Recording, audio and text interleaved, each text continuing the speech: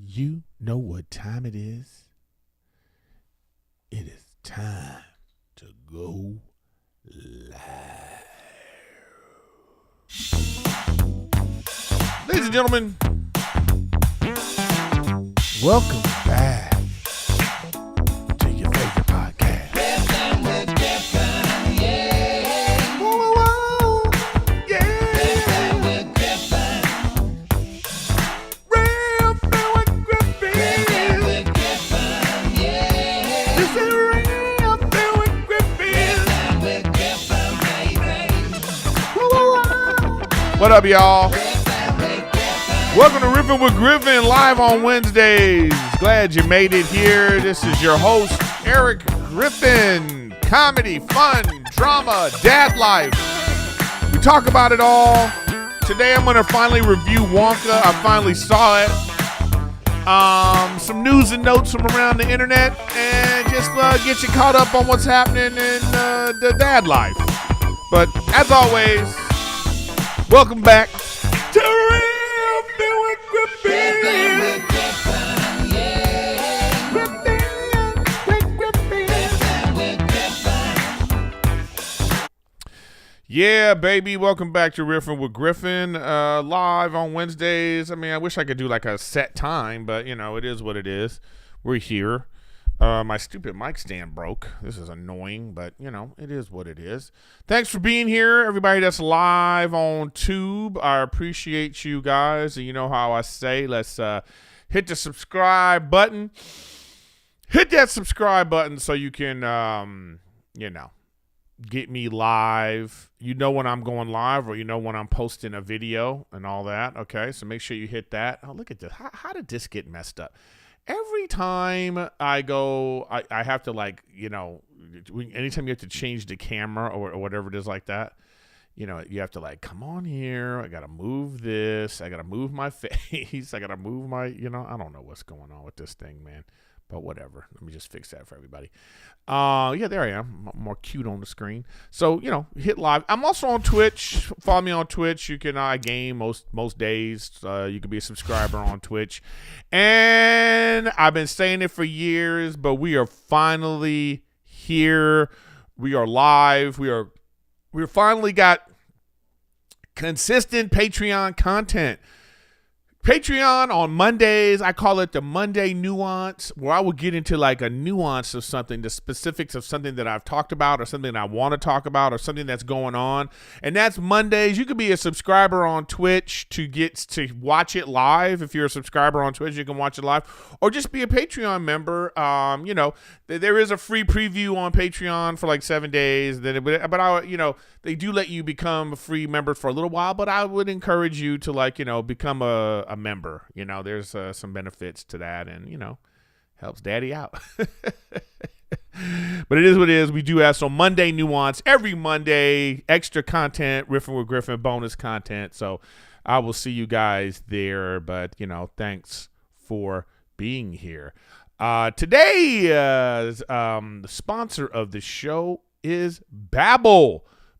Babbel.com/RWG. That's for Riffin with Griffin. And I want to thank them. Babbel's personalized learning content, real-time feedback, tracking, and visualizations help keep you focused and motivated. That's why 15 hours with Babbel is equal to 1 university semester. Wow. Pretty amazing. Here's a special limited deal for our listeners. Right now, get 50% off a one-time payment for a lifetime Babbel subscription, but only for our listeners at babbel.com/RWG. Get 50% off babbel.com/Riffin with Griffin, spelled BABBEL.com/RWG. Rules and restrictions apply. Thank you for Babbel for coming on board the Riffin with Griffin train. All right, y'all, what's going on? Good to see everybody again in the chat. Thanks for being here. I'm Riffin with Griffin. Got my Matt Rife shirt on. You guys can't see it because it's so white, but I got so many stains on my shirts now. I already have fat guy stains on my shirts. Now I got like poop and vomit on the shirts. Yo, man, it's crazy, man. Dad life, y'all. Dad life is real.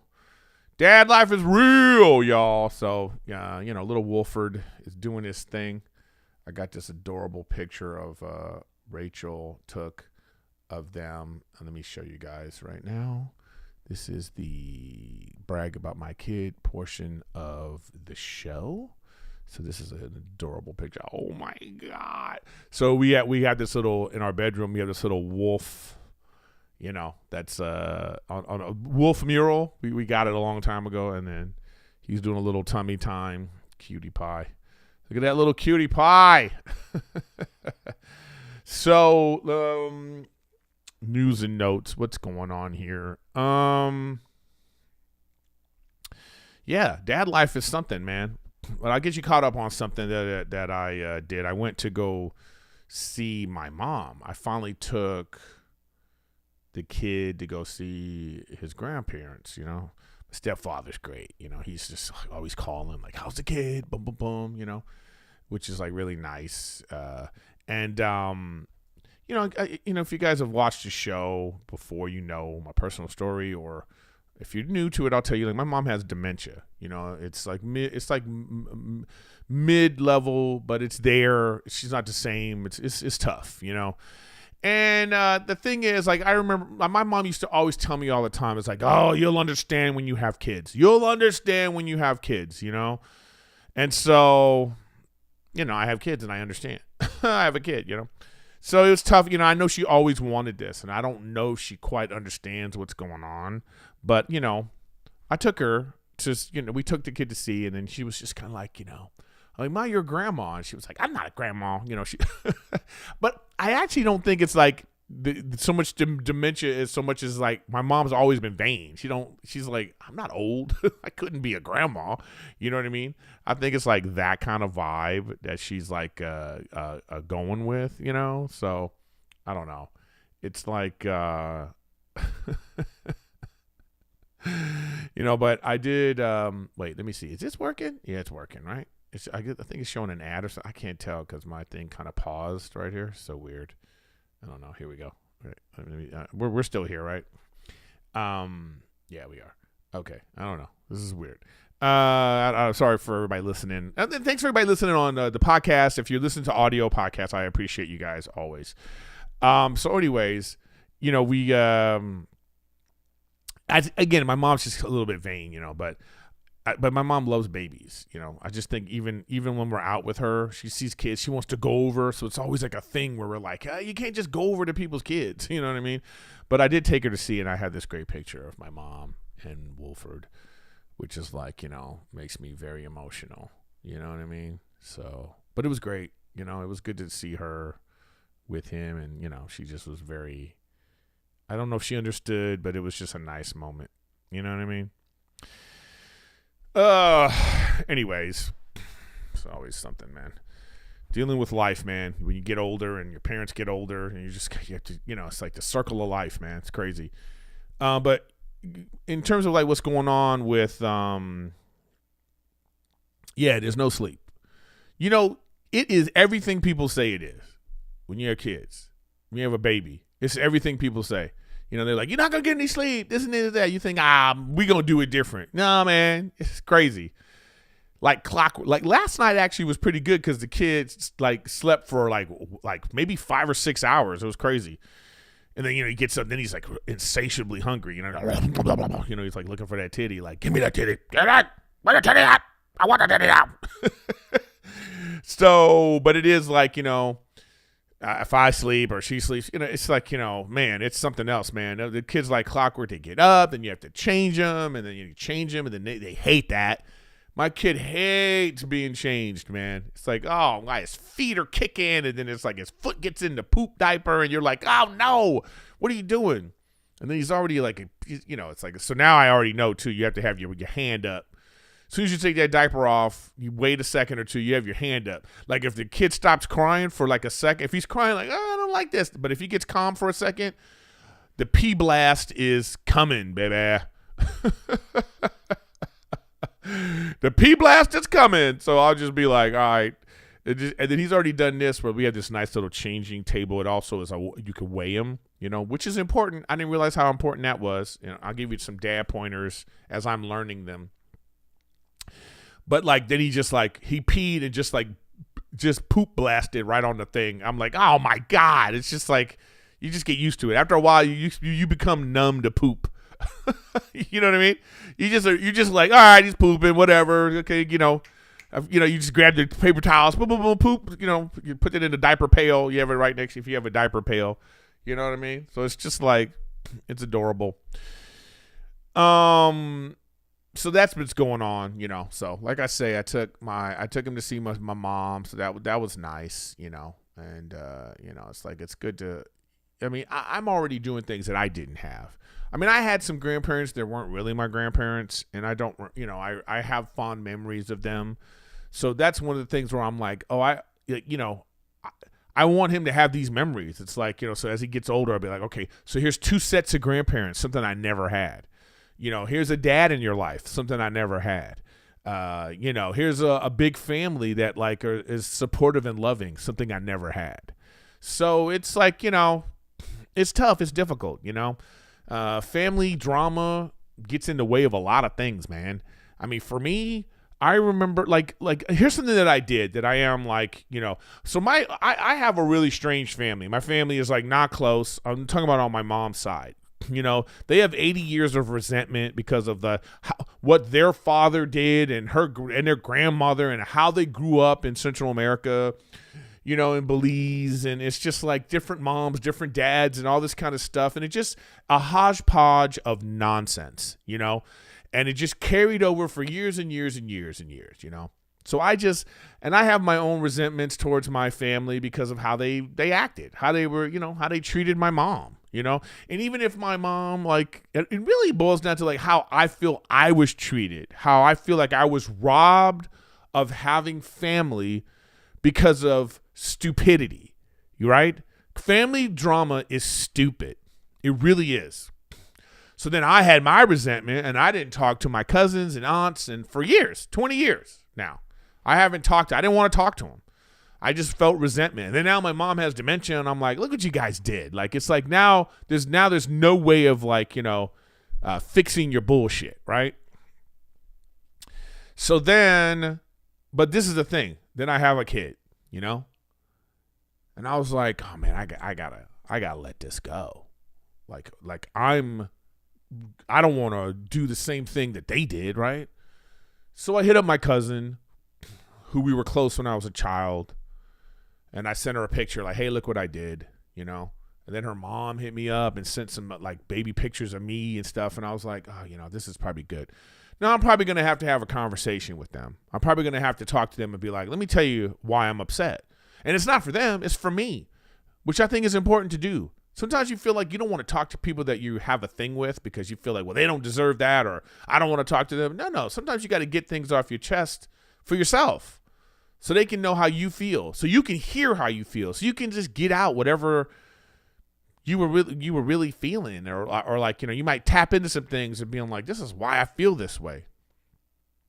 So it's tough, But when it's like, first of all, you get married and your life becomes not just about you anymore. Now it becomes about your partner. And this is part of the theme of the episode today, is about like not just dad life, but also continuing to be a husband, which is something that I realize happens to couples when they have a baby. But, when you first get married, and now you have this wife. Now, especially for me, I got married later in life, right? I was already over 40, like a, grumpy ass man with my own set in my ways. And then here's this younger woman comes in my life and is like telling me that, like, your place sucks. Your kitchen's terrible. Why do you have expired seasoning in your cupboard? You know what I mean? It's all this kind of things where you're like, yo, mind your business, right? But I've elected to bring this person into my life, and it comes with that. it's all the little things, it's all the like, someone comes into your life now and you're like, all right, I have to, now it's like dinner time. And I'm like, you can't just, you can't just be like, yeah, let's go get me some pizza today. I feel like that. Now you got to be like, oh, hey, what are we having for dinner? Hey, you want something? It just, there's something about when you bring someone into your life that it's not about you anymore. But then the thing that is great about that too, though, is like, then it was like, I felt like my work had more meaning. If I have like, I have a big accomplishment, I book a TV show or I do something big and I could say, babe, look what I did. And then share that with someone. And then you're like, oh, it changes the whole thing, right? So it was already feeling like that it wasn't just about me anymore. But then you have a kid. And it just turns into this thing where you're like, well, nothing is about me. And then as I do it older, I'm like, well, I've already done so many things just for me. Now it's time for me to like transfer that energy to my kid. But then I thought, oh, no, not just my kid, my wife and kid, my family. And it's something to keep important, It's like what women go through in pregnancy is freaking crazy. And I just think as a guy, you don't even think about it. You don't. You see them and, you see them like growing and, they get big and like, this baby comes out, it just destroys their body and their hormones. And, and now the aftermath of that is like watching them try to get back to themselves. And it's just, that's a struggle. It takes time, breastfeeding. I know like, it's like, it just like Rachel was like really heavy, she gained she was heavy and then the baby, but now I see it. She's like, the weight is just coming off of her, but it's like, you have to remember like, oh, all the things that like, all those like cliche, things about women, oh, babe, you look beautiful. And like, you know what I mean? Like all the insecurities, wanting to put on makeup, wanting to pluck chin hairs and all those kind of things that as a guy, you look at them and just go, babe, no one cares. Like, what are you doing? But they need that. That's like where you have to remember to still be a husband, You still be a husband. You still like, hey, baby, you look great. It's you're doing good, And in all these little compliments and things like that, like worded properly, you could tell that like it's helpful. And then it's like, then you just also for yourself too, to look at your wife and be like, oh yeah, this is this beautiful woman that I married and that has like been like such an amazing partner. And Rachel's amazing, man. Say what you want, she's not like when she's been on the podcast, she's got real bad social anxiety about like talking and stuff like that. But man, I got to tell you, man, she's amazing. She got everything organized, she'll be like, can you get the baby socks? I'm like, where the baby socks at? She's like, it's in the second drawer behind the thing in the basket on, like she's just like mom mode. She got everything set up how she wants it, and I'm just like, and she's like, stop acting new. And it's just like, and so that makes me just like see her in a way, and I have to remind myself too of like, oh yeah, it's like the romance, it's like still wanting to snuggle and cuddle her because the baby just takes up all your energy, like all of your like headspace about that. But no, it's like I have to remember like to give her kisses and give her hugs and tell her she's beautiful and tell her she's great and tell her how much I admire her. And like, you have to like, and then that keeps the energy flowing. But I think this is important. And I'm just telling you my thoughts, you for all you new young men out there, in just getting into relationships, or you've been in a relationship a while, or you just got married, or you're just about to have a kid. I'm saying because this is also important, I think, for the kid to witness how you should be in a relationship, right?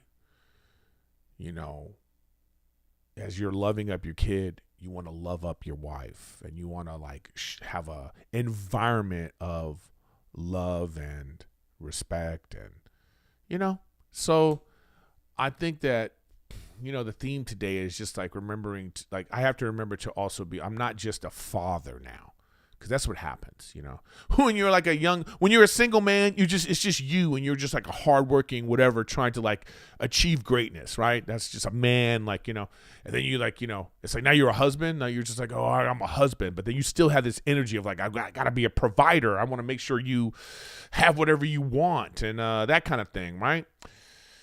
And then now you're a father, but you can't slash off the other responsibilities.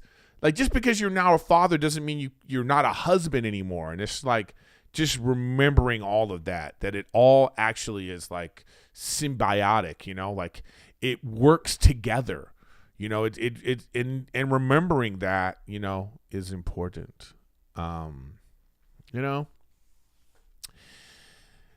Yeah. So that's that, guys. That's that portion of the show.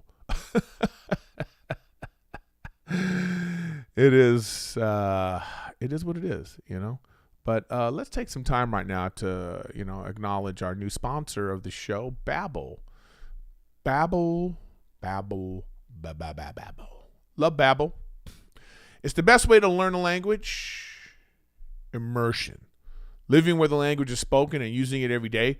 But if that's not in the cards for you this year, which is hard for people, you can still learn a language the second best way, and that's with Babbel. One in 5 Americans have learned a new language on their bucket list. Yeah, we all want to learn. Like, some people are like, I want to learn Chinese, I want to learn French, whatever it is like that. Babbel is the best way to do that. Make 2024 the year you finally check it off your list. Use Babbel. Fast forward to the end of 2024. Think of your goals. What can you do right now to give yourself the best chance of succeeding? If you want to learn a new language, you should absolutely get Babbel. It's great. Babbel is the absolute best way to learn a new language. You don't have to take a lot of time. It's a great program. Be a better you in 2024 with Babbel, the science-backed language learning app that actually works. Don't pay hundreds of dollars for private tutors or waste hours on apps that don't really help you speak the language.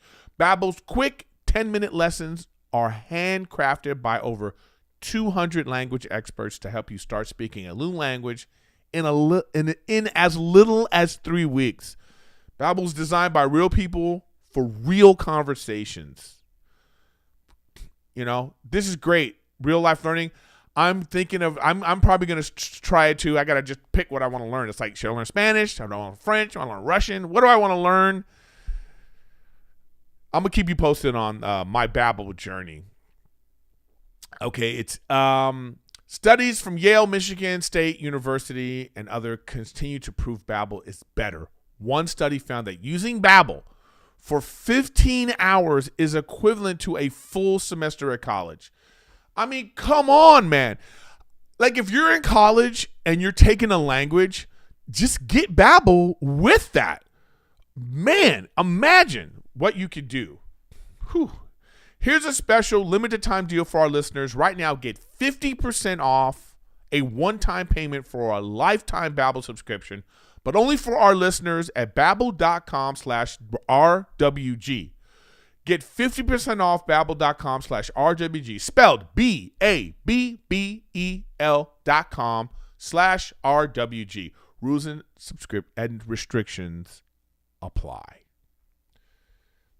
Thank you, Babbel. Keeps the lights on when we have a good host. When we have a good sponsor. So I appreciate that. So go check it out. Anyways, let's go to comments. This week's comments. Let's go to the comments. Let's see what we got here, guys. And everybody, thank you for being here live. If you're live. Okay, see what we got here. All right. Somebody, Megan, Lynn, 10, Papa Griff always puts me in a good mood. I appreciate that. You guys put me in a good mood. Miley Pitt, congrats on the baby, Eric. So when are we going to see the new mother on this pod? We want to hear her POV of motherhood too, if she's okay with that. She is okay with that. We have discussed it. But, as I say, they got, oh, wait, I got this thing still on my screen. Oh, no, I don't. What's going on here? It's not there anymore. Oh, okay. You know how it is. They she's like, well, let me just wait a little bit. You know what I mean? She's like, I don't want to just be on the pod. Let me just, let me get to my fighting weight, so, but she'll get on. You know what I mean? But that is a good idea. I appreciate that for people that notice that. So this guy, Sir Dopop Minds Journal. I think I did. Sir Dopa Minds Journal. Oh, I didn't say it right. He goes, I don't know a single Taylor Swift song. I'm not a super fan trying to defend her, but this obsession over her is blank and weird. If you like football, then watch the football game. Who gives a shit about the player's girlfriend? Why does this bother people? Who cares?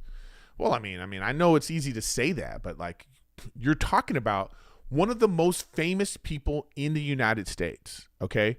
Like Taylor Swift right now has got to be like in the top 10 most famous people in the United States, right? Just power influence of that alone, talking about an entertainment business, it's called professional sports is also for entertainment. Escape. Same thing with music. And when they combine each other, this is just what happens, I don't know what else to tell you. I mean, it's just that thing, man. When you have that super famous person and they, it's like the royals in England. It's like stuff happens to them and people are like, they have no power at all anymore in terms of the government, but people still, I don't know why we get wrapped up in like other people's affairs and lives. And so it's just like, I don't know, but it is what it is, man. I think that's why people are like that. You know what I mean? Let's see. I want to make sure I get all of the comment. There was this one comment I wanted to address. I got to find it. Let's see. Okay, so, you know how I always talk about the NFL being scripted is ridiculous, but somebody said, of course, this guy, El Mas PXTO11, of course, not everyone is in on it, but you don't think for a second that there's refs can have a big influence on the game to determine the winner. Okay, so once again, I will say this. If there's some concerted effort that they have some kind of secret meeting with the referees and they go, listen, we want to make sure this person wins, I still don't see how that has never come out.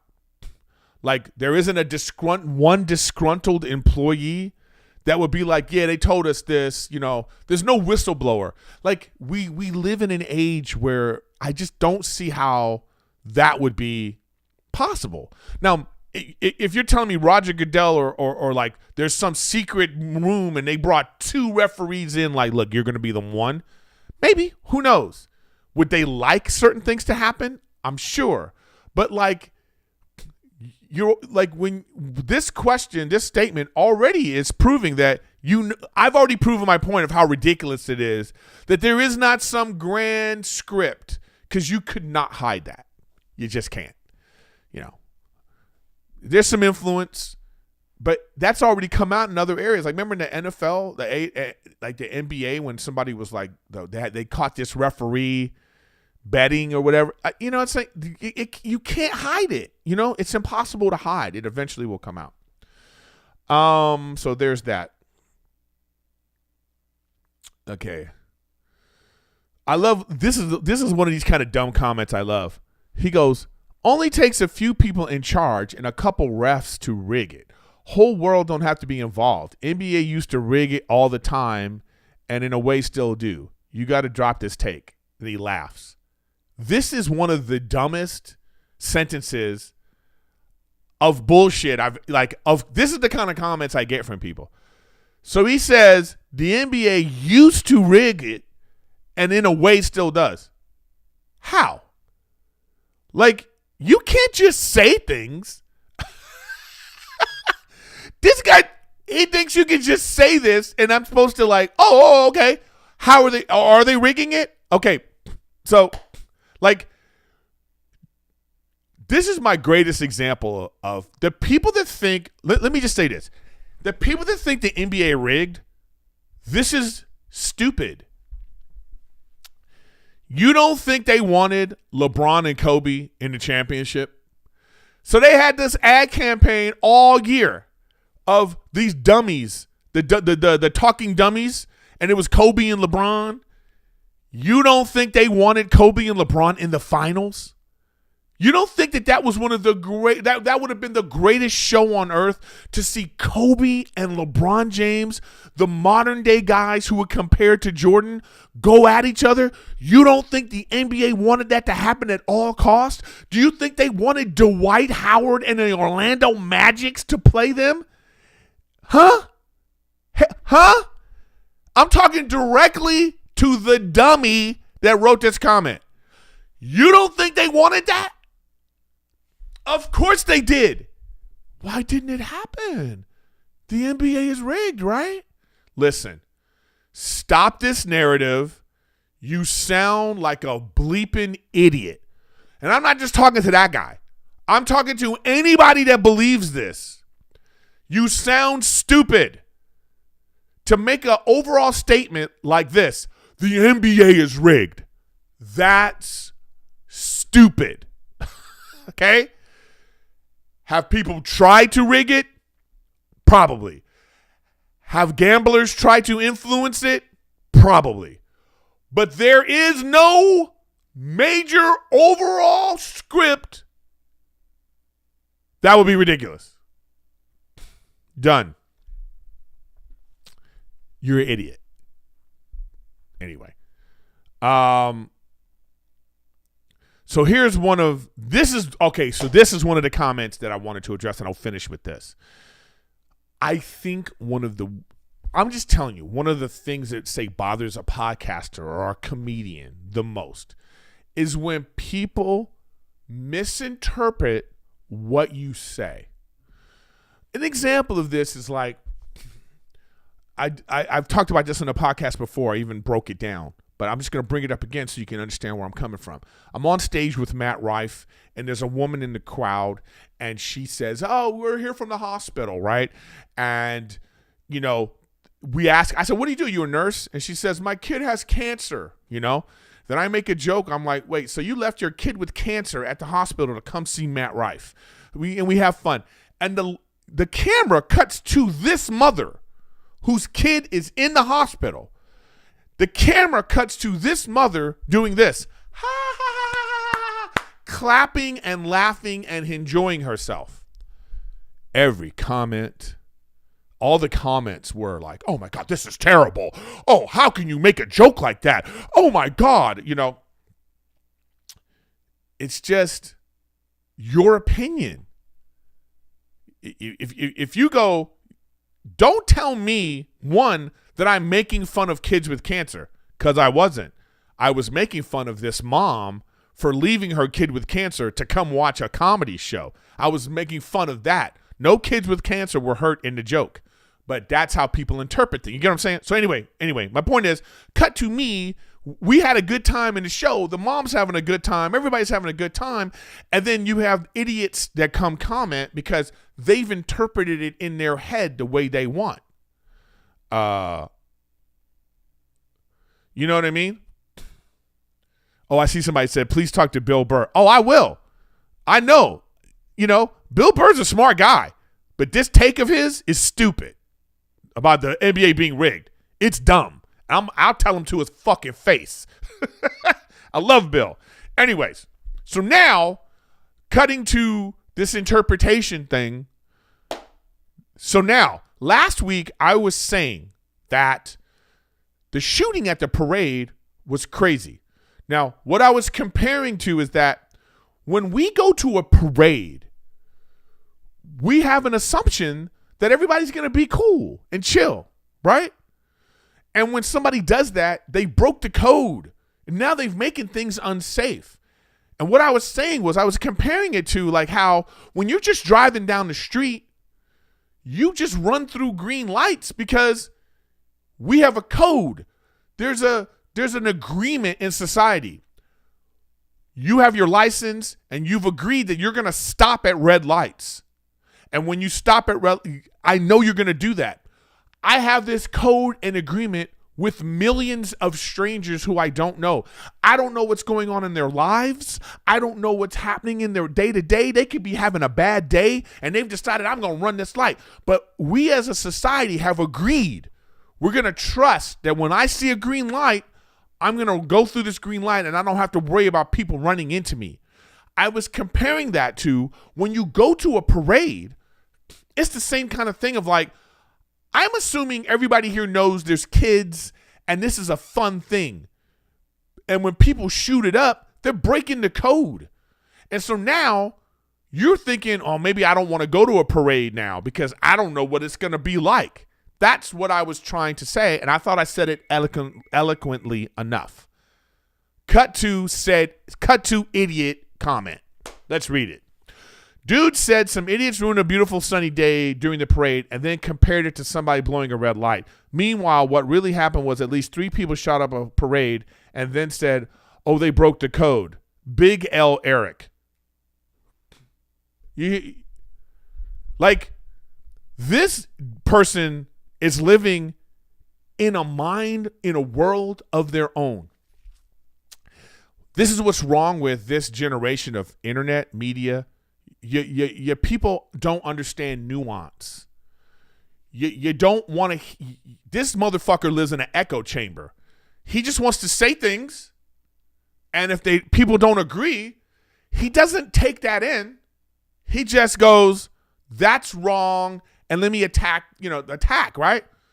You know what I mean? Or like let me reinterpret what I think this is. I would hope that most of you understand what I'm saying. What I mean by breaking the code of conduct, what I mean by you're messing with this societal agreement we have for certain things. That's what I'm talking about with that. And I just find it like sad that a person like this, that when people think like this, You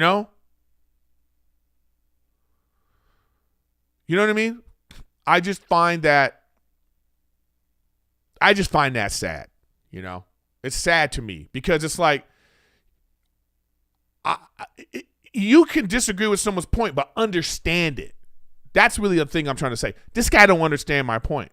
This guy thinks like the idiocy of saying I'm comparing the shooting to that. No, I'm talking about the societal agreement we have that we're going to go to a parade and we're going to hope everybody's going to act right.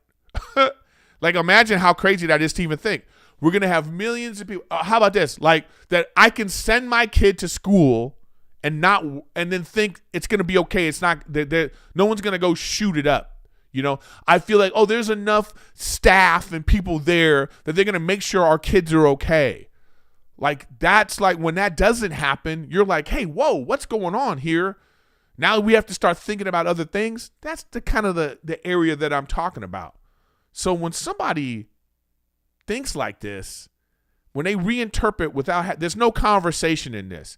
Listen, you can hit me up on my comments and be like, hey, I disagree. I feel this way. And I'll respond. We'll be like, okay, I feel how you're feeling, but what about this? That's okay to have discourse. But this is like a thought process that I find fucking stupid.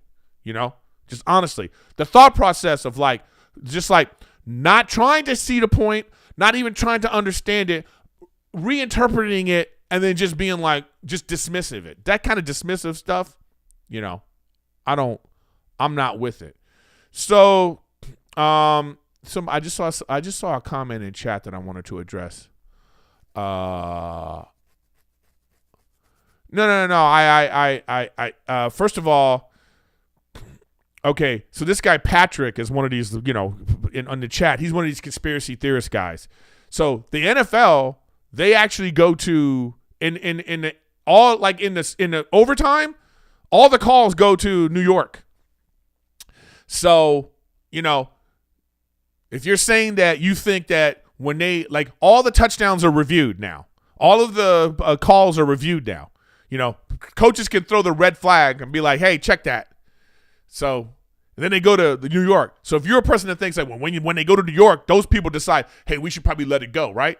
Dude, I mean, listen, disagree with a call all you want. Like, you say, if you disagree with a call, and then then you think that the networks are not in on it, then, because the networks then like if it's all scripted and everybody's in on it, right, or whatever, the networks would have to be in on it too. You would have to let them in on it because they're the ones paying billions of dollars to make sure the story is okay.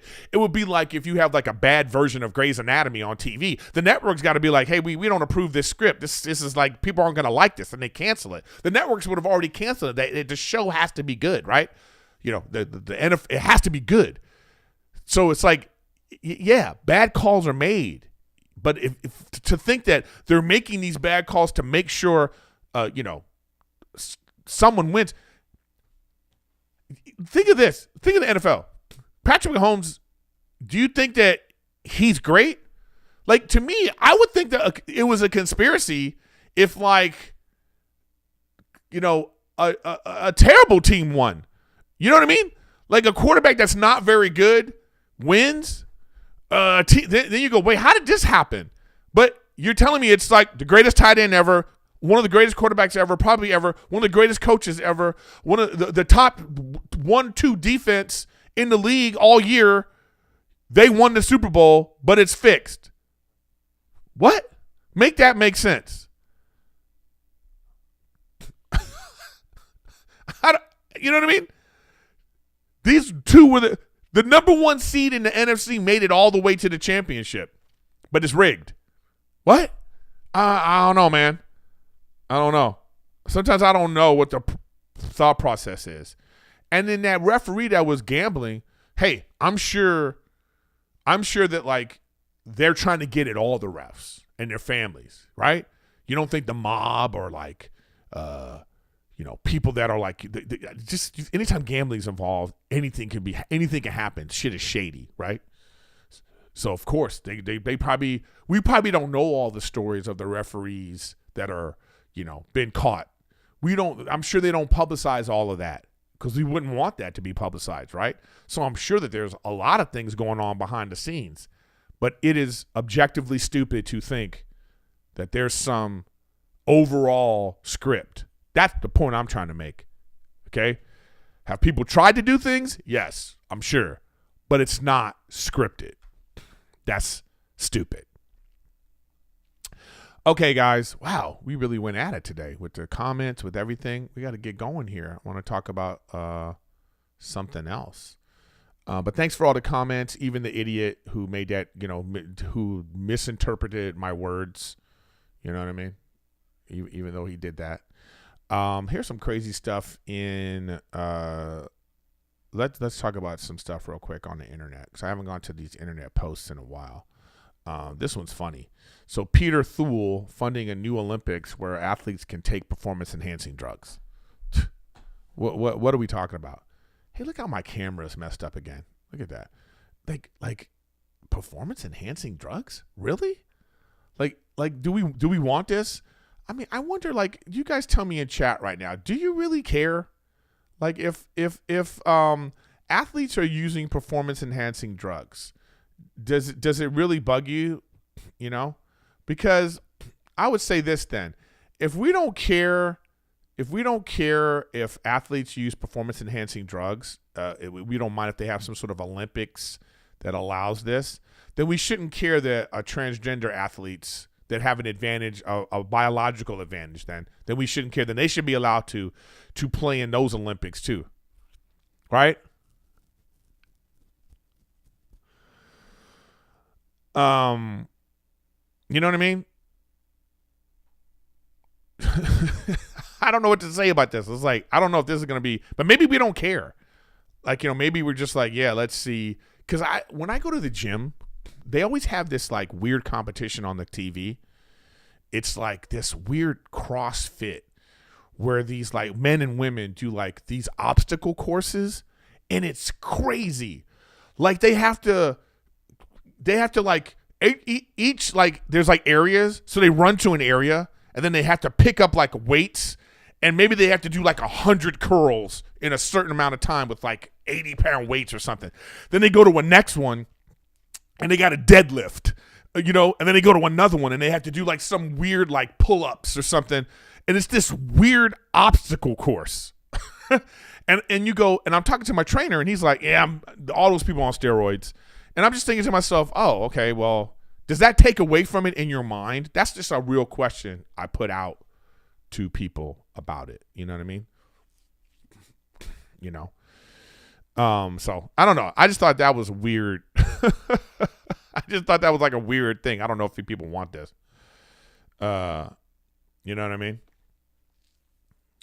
So anyways, next one was, so this is like how many stories have you guys heard about this Cybertruck, you know?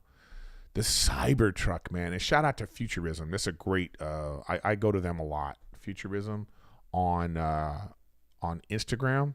They have a lot of great stories out there, so shout out to them. So the Cybertruck, they said, reveals terrible range over first 10,000 miles. We have enough data to definitely say that Tesla blew it on the Cybertruck range. Yeah, man. Range is like a huge thing for, like, you know, cars and stuff, man. But there's something I found out from talking to the Lucid guy. So there's a guy at Lucid that I talk to all the time. Shout out Derek P. He was talking to me about, so he hit me up one day and he was asking me, hey, what are you getting on your kilowatts per mile? Kilowatts per mile. Like, so what I'm realizing now is, like, don't worry about the estimation of range. You need to know what your real range is per kilowatt. And so the Lucid actually is one of the best. And then as you drive it a certain way, it improves in the first 10,000, 20,000 miles of the car before the battery starts to degrade, right? But, like, you can get up to 4 kilowatts per mile.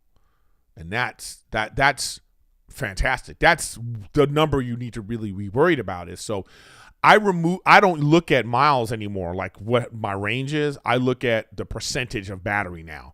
Am I at 80% battery, 60%? So, because I don't want to see that on my screen of being like, well, I have 10 miles left, because I know that that's just an estimation and the calculation isn't right. So it's like you just want to know how long your battery is going to last. And this Cybertruck is just having so many issues. And then did you guys see the crash test? The crash tests look crazy, man. Like these independent crash tests. They do it where the Cybertruck's running into a wall at 10 miles an hour. Destroys the front end. Just destroyed at 10 miles an hour. 40. The crash zone looks crazy, man. I don't know. So the car is so heavy. Not only are you like maybe going to kill people inside because the car is not bending, so all of that force is happening to the people in the car. So that's scary.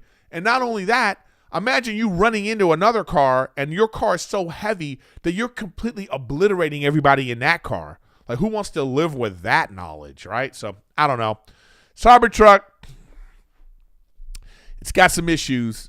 So let's see there, you know.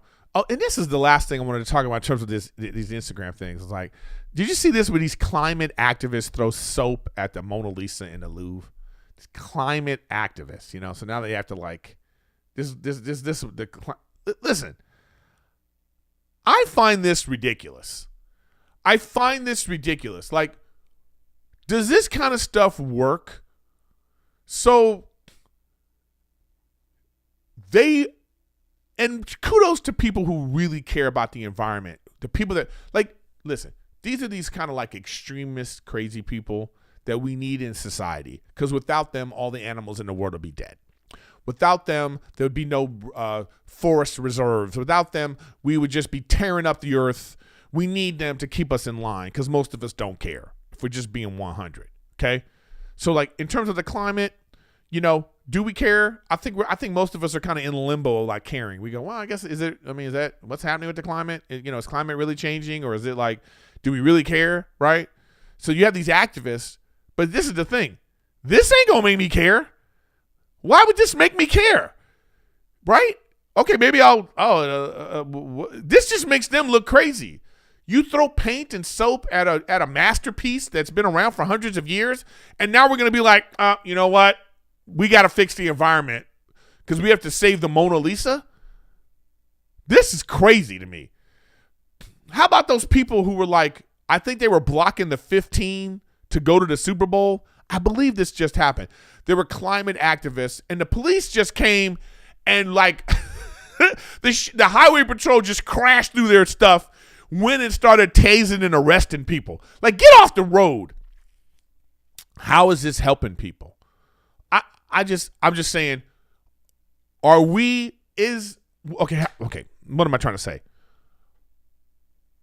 How much is the crazy affecting our thought process of the thing they're trying to give attention to? So if it's so crazy that we're like, yo, you're crazy, or are we like, ooh, maybe they have a point? I think that these kinds of people, it's more crazy than anything else when they do this kind of stuff, blocking the road or putting paint on the Mona Lisa. I think if it's like, it's like a tree, basically Avatar, right? Basically the story of Avatar.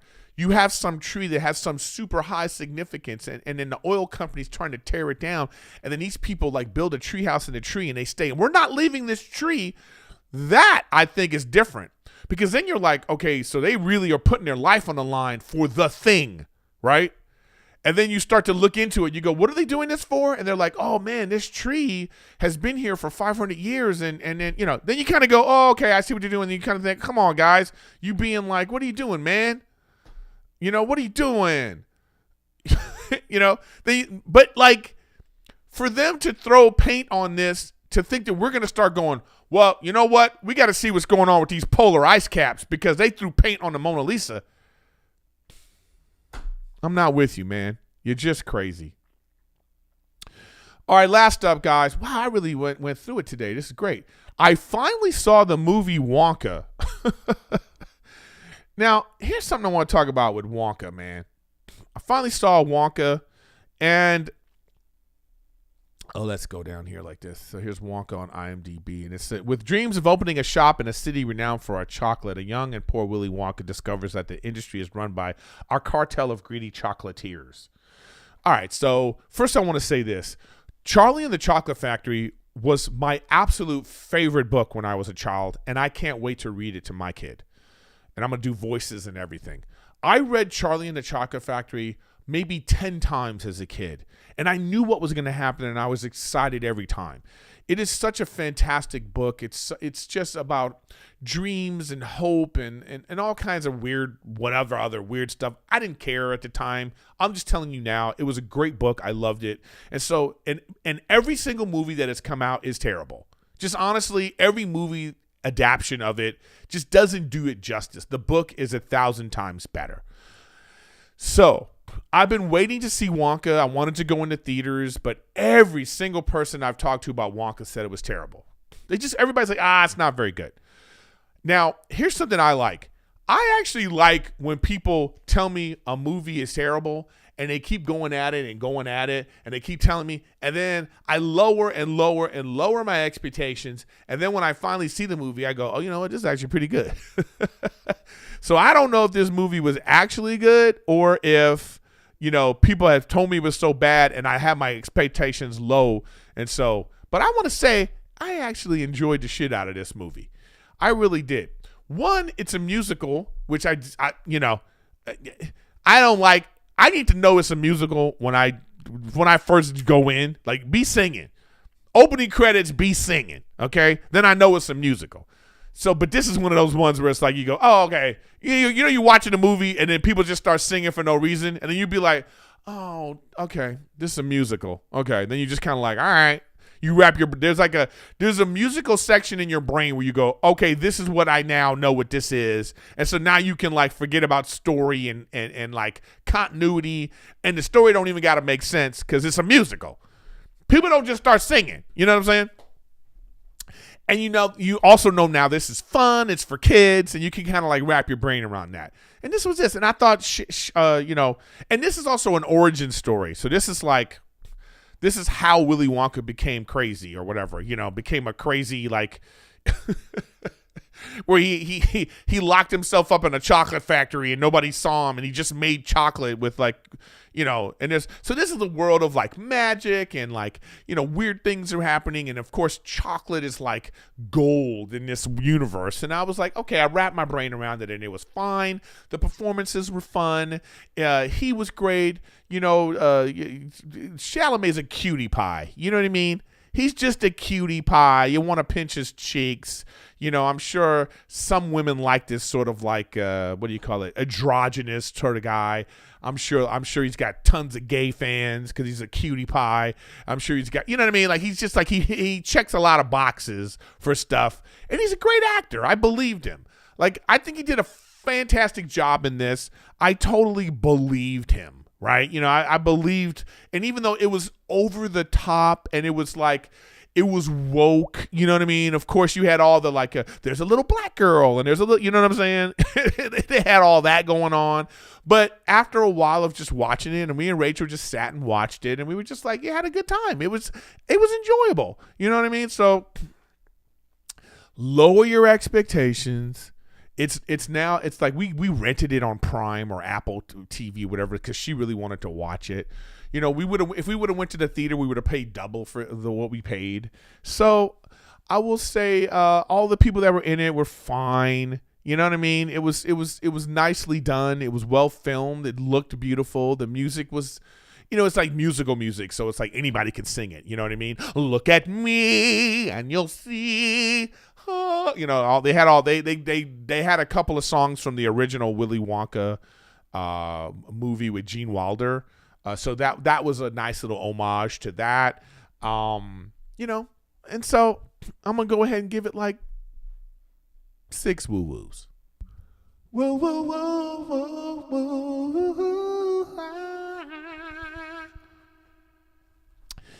And speaking of other movies to look at, guys, you know what? I was in a movie, and it's called The Private Eye. I haven't seen it yet. Let's see. I haven't seen it yet. It's starring my boy Matt Rife, and I was in it. So make sure you guys check it out. So it's like, I think I'm in the trailer. But I was surprised that it got 7.4. It's in the theaters right now. I don't know how it did in the box office. But it's in theaters right now. It got 7.4 rating out of 10 on IMDb. So I was like, oh, that's pretty good, right? Let's see how it did on Rotten. You know what? Let's check out Rotten Tomatoes. The Private Eye, Rotten Tomatoes. Let's see how we did here. All right. The Private Eye Rotten Tomatoes score. Let's check that out. Oh, okay. 93%. Like, this movie's like, it's crazy. Like the ratings and reviews that it got. Yeah. So I'm like, okay, I like it. 93% audience score. But if that's fewer than 50 ratings, so who knows what to think of that. So I just wanted to put that out there to go check out. Check out a movie I was in. But anyways, guys, I appreciate you watching the show. Good discussions in chat. We got our conspiracy theorists, and that's what it is. We just want to have a discussion. You can talk about it. You know what I'm saying? Especially, but everybody loves talking about this, how the sports are rigged discussion. So, we can always keep that going. We can have another conspiracy section of the podcast, but but be open-minded, to have your own thoughts, right? Like, at least you say, I disagree with that because I think this, but articulate it. You can't just be like, oh, well, that's dumb, and then like just be like, oh, you're dumb, you're dumb, you're dumb, you're dumb, your thing is dumb, and then never say why or have a real point. You know what I mean? My point is like, you know what I'm saying. Okay, that's why everybody, when they come talk, they have to go, well, I'm sure there's like a couple of refs or something. Like, that's why they turned it into that. The whole idea that the whole thing is rigged, only an idiot believes that. Okay, straight up. Anyways, wait, where's my music? I want to get to my music. Here we go. Theme songs. There we go. And we're back with the theme songs. So, we got to go. So anyways, guys, I want to thank you. Make sure you subscribe. You know, make sure you get on that Patreon, Riffin with Griffin. Extra content every Mondays. So make sure you guys check that out. And it's coming, okay? It's coming. It's there. It's already there. So make sure you be a part of that, guys, all right? Be a part of that. And you know what time it is? The rap recap. We got this fishy beat. Woo! Sports ain't rigged. Do you dig? How do you feel? Woo! Be a good husband. Be a good dad. Just be glad. It's not a fad. I wish you had a wife like mine. She fine as wine. It's super kind.